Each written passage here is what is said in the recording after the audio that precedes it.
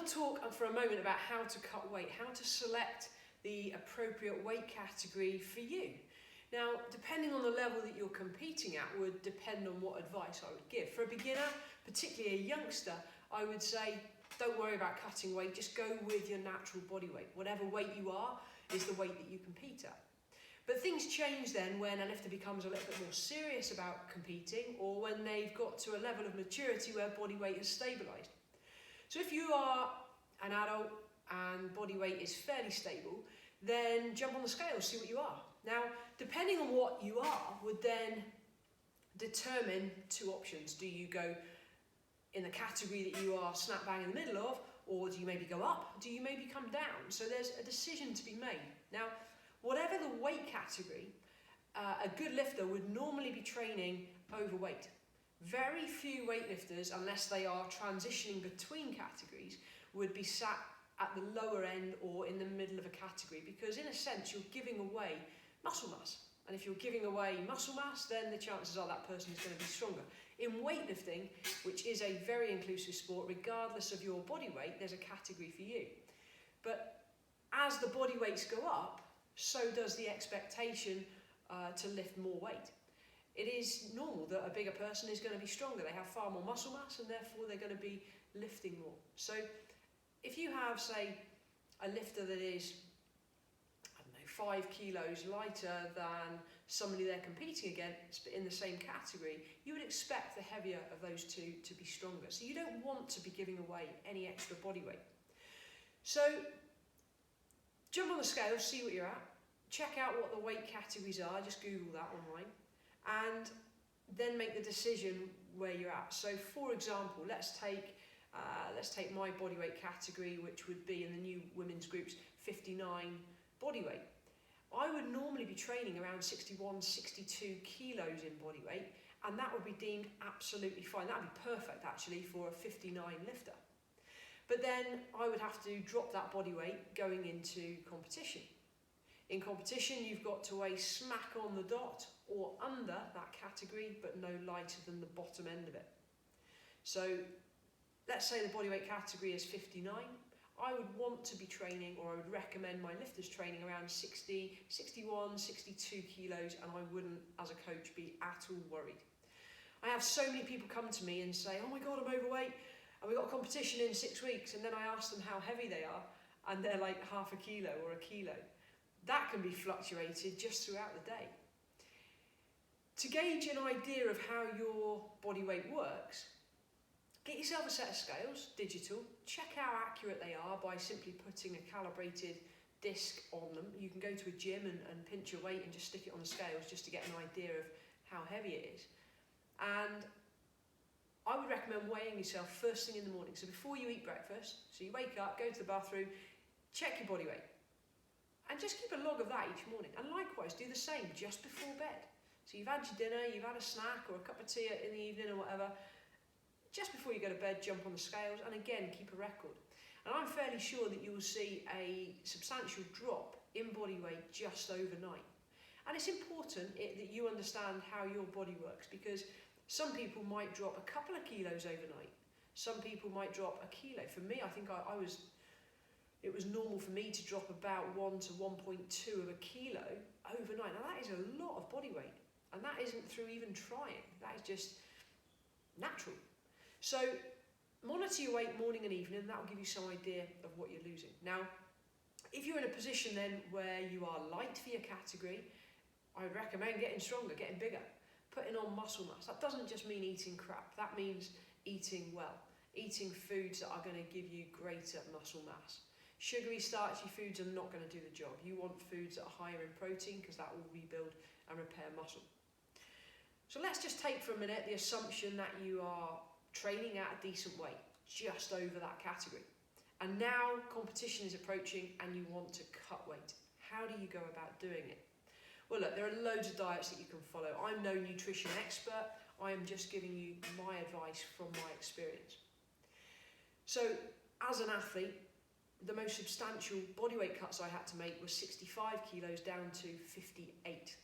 So you're looking there at 7 kilo body weight, and that is a huge amount of body weight when I didn't have a huge amount to lose. That was tough going.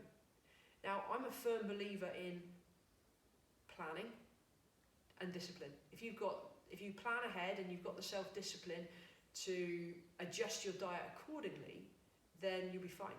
If you lack in the discipline, that's your problem. And if you don't plan ahead, you risk leaving things too late, and that's when we see people crash dieting, starving themselves, sauntering. How crazy is that? You put all this effort into training, and then you sacrifice it all because of lack of discipline. That, in my books, is a no-no. Okay, let's assume for a minute that you do have the discipline and you plan ahead. I'd be looking at roughly 1 kilo per week. So if you are 3 kilos overweight, you want to be cutting weight from about 3 weeks out. And that doesn't mean a hard cut, it just means manipulating what you eat so that your weight gradually comes down. I don't want you being underweight a week before. I don't want you being underweight even the day before. If you can time it perfectly, then you get yourself underweight the morning of that competition. Okay, so how do you cut weight? My first rule is cut out the rubbish. Get rid of any sugary, starchy stuff that you don't need. You know, your biscuits, your crisps, your cake, your chocolates. Get rid of it. For the sake of a few weeks of discipline, it's worth just cutting those out. You'll probably find you feel better anyway.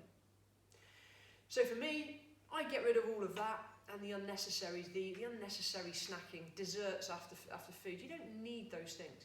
And for me, I would find the first kilo would come off a piece of cake, no problem. Now, once you've made those adaptations and you've made those changes and you've monitored what, if anything, that you've lost, then you might need to make further modifications to your diet. Now, I can speak from experience here. The one time in my career when I was probably the leanest was when I ate the cleanest. It's when I came out of retirement at the age of 35 and I had somebody else dictate to me what I was going to eat. I got a bit lazy and required somebody else to say, right, you're going to have this, this, this. And wow, what a difference it made. And I watch back and I see videos of me lifting when I came out of retirement, and I was fast and I was lean. And that is probably the best shape I've ever been in. So what did I do? Okay, so let me go through a typical plan of what I would eat. And obviously it's different for everybody, so I'd encourage you to experiment with this before you start cutting weight to see what effects it has on your body. But I would have a porridge for breakfast. I'd have a fairly substantial breakfast, and on that I would have a whole load of fruit. So blueberries, strawberries, raspberries, some dried fruit maybe, and some mixed seeds. And I would have that as first thing in the morning. And then snack-wise, I would have a little tub roughly this big and so deep, and I'd have that full of mixed, unsalted nuts and some dried fruit, some sultanas, raisins, cranberries, those kind of things. And that would be my snack pot. And what I would have, I could have all of that mid-morning if I wanted, but then I had nothing left for the rest of the day. So for me, I would be disciplined and have a handful in the morning and then have a bit later in the afternoon. And I would use that when I felt like I needed a bit of a pickup.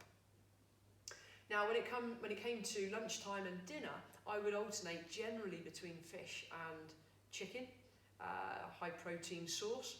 And if I had fish for lunch, I would have chicken for dinner, or vice versa. And I would either have a salad with one of those meals or stir-fry veg.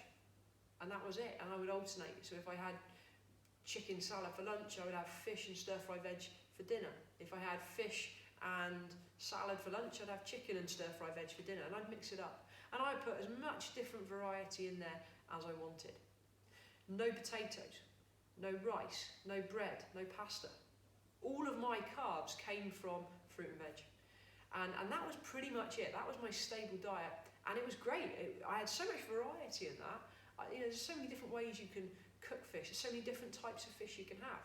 There's loads of different things you can do with chicken. And there's lots of different veg you can experiment, and salads to mix it up a bit so you're not having the same boring, monotonous meals every time.